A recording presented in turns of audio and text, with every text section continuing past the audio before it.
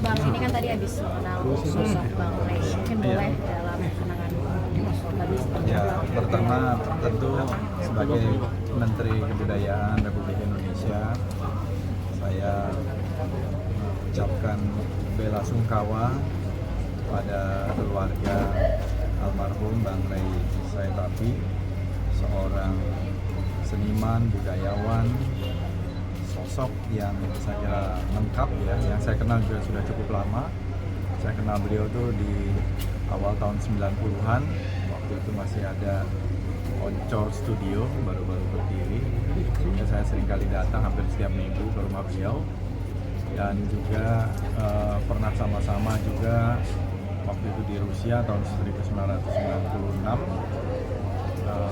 Dan Bang Ray juga waktu itu menyaksikan saya juga bicara di Moscow State University, jadi saya sering jalan waktu itu di Rusia bareng beliau. Dan terutama di Oncor gitu, beliau menginisiasi sebuah komunitas teater yang penting pada masa-masa itu dan melahirkan saya kira juga banyak aktor-aktor, seniman-seniman, budayawan, dan tentu kita merasa kehilangan sosok Ray Saetapi, aktor yang saya kira sangat tangguh dan actingnya luar biasa, prestasinya juga luar biasa. Kita lihat dari film-film pertamanya kalau tidak salah Gadis ya, itu tahun-tahun 1980-an awal, Secangkir Kopi Pahit dan banyak lagi. Bang Ray ini juga saya kenal secara pribadi dan itu kita merasa kehilangan ya. Mudah-mudahan amal ibadah beliau diterima di Tuhan Masyarakat. Dan putra ini putra yang bungsu ini, tapi nggak ada yang jadi aktor ya? Ada? Cucunya paling jadi seniman, ya. Anaknya Giska ya. Giska juga saya kenal dari kecil. Ya, ini kalau ini Pak Yudi Krisnandi ya, omnya mereka. Dulu tempatnya Oncor Studio, sekarang jadi rumahnya Pak Yudi Krisnandi. ya kan? Iya. Ini adiknya Bang ya, adiknya Bang. Pak Fadil dengan historis yang cukup lama dengan mengenal sosok Bang Ray ini, berarti nanti apakah ada industri kebudayaan seperti apa kehilangan dari sosok? Ya kita sangat kehilangan ya, karena beliau memang karena sakit ya. Kita berharap memang banyaklah penerusnya dan beliau juga banyak memberi inspirasi saya kira. Karena tentu karena karya-karya beliau di film akan menjadi abadi ya, dengan aktingnya dan lain-lain yang terekam, saya kira masih akan bisa dilihat oleh generasi-generasi selanjutnya selama puluhan tahun yang akan datang, ratusan tahun yang akan datang. Mudah-mudahan Bang Ray ini bisa terus memberi inspirasi dari paling tidak dari film-filmnya yang ditinggalkan oleh beliau banyak ya, termasuk film Sang Kiai ya, itu ketika menjadi Kiai, itu bukan Bang Ray ya, yang di beberapa film lah ya, yang terakhir film apa? Senja di mana? Apa? Manado. Senjakala di Manado. Senjakala di Manado yang terakhir itu.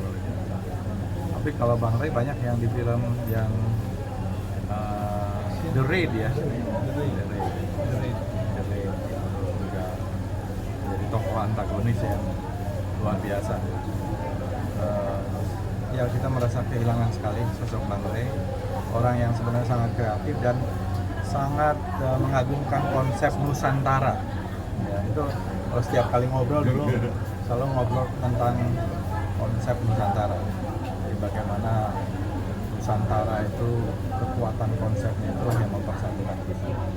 Pak, ini kan Bang Ray menderita riwayat penyakit, dan lalu juga masalah meninggal Pak ke depan akan ada atensi dari presiden untuk memperhatikan pada kesehatan para seniman.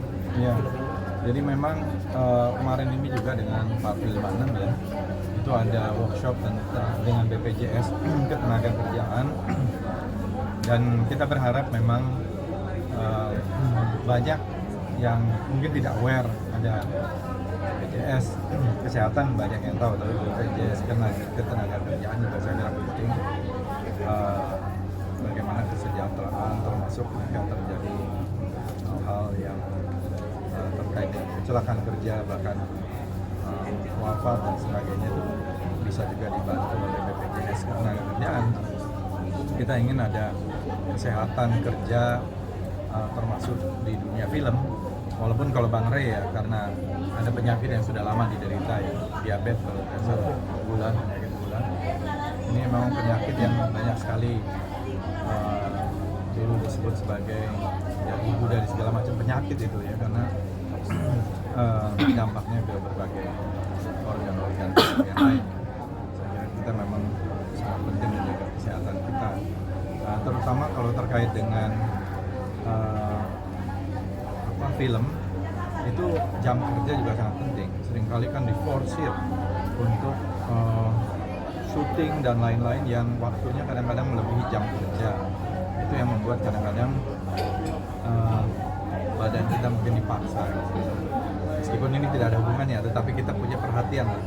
Itu aspirasi dari para karyawan film, dari aktor, yang saya kira ini harus menjadi kesepakatan bersama dengan produser, selalu memperhatikan kesehatan kerja dari seluruh kru film juga, dan juga dari para insan perfilman, termasuk jam kerja di dalam pengambilan film dan sebagainya.